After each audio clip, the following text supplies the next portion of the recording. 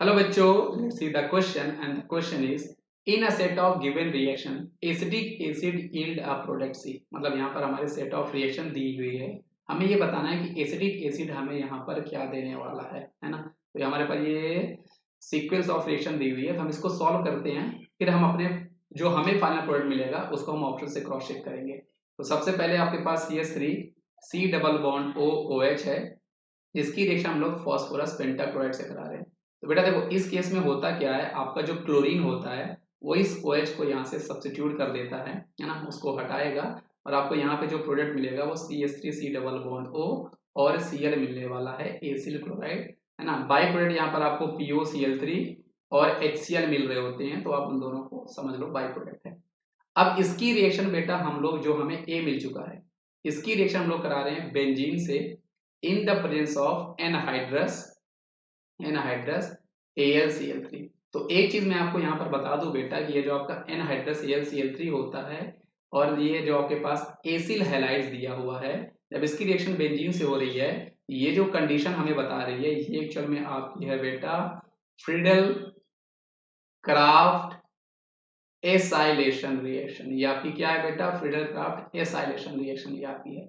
और इस रिएक्शन में होता क्या है, ये जो आपका AlCl3 होगा ये क्लोरीन को अपनी तरफ खींच के ये आपको एसाइल कार्बोकैटायन जनरेट करके दे रहा होगा। अब ये एसाइल कार्बोकैटायन आपका बेंजीन पे अटैक करेगा और यहाँ पर जो आपको प्रोडक्ट मिलने वाला है बेटा वो आपको C double bond O CH3 मिलने वाला है ना। तो ये हमारे पास एसिटोफिनोन हमें यहाँ पर मिलने वाला है, हम बोल सकते हैं। तो ये हमें बी मिल चुका है।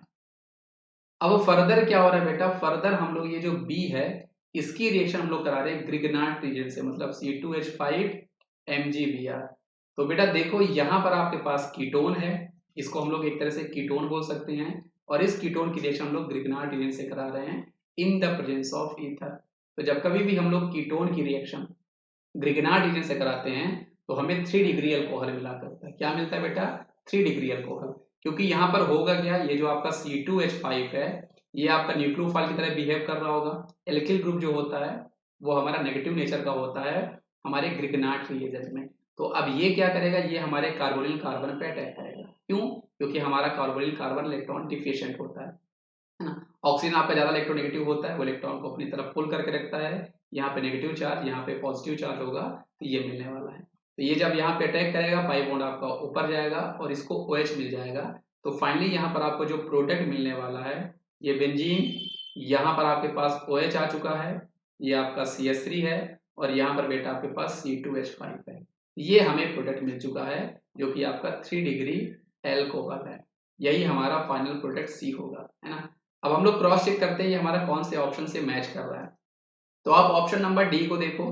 पहली बात तो आप देखोगे ये आपका 1 डिग्री है एल्कोहल, 2 डिग्री अल्कोहल है तो गलत, ये भी आपका 2 डिग्री अल्कोहल है गलत, और ये तो आपका अल्कोहल ही नहीं है तो गलत। तो इसी बेसिस से आप इस क्वेश्चन को सॉल्व कर सकते थे। बाकी आप इसको मैच करके भी देख सकते हो, हमारे प्रोडक्ट से बिल्कुल मैच कर रहा है, इसलिए इसका सही जवाब ऑप्शन नंबर डी हो जाएगा। तो आई होप आपको ये कॉन्सेप्ट समझ में आया होगा बच्चों। Thank you.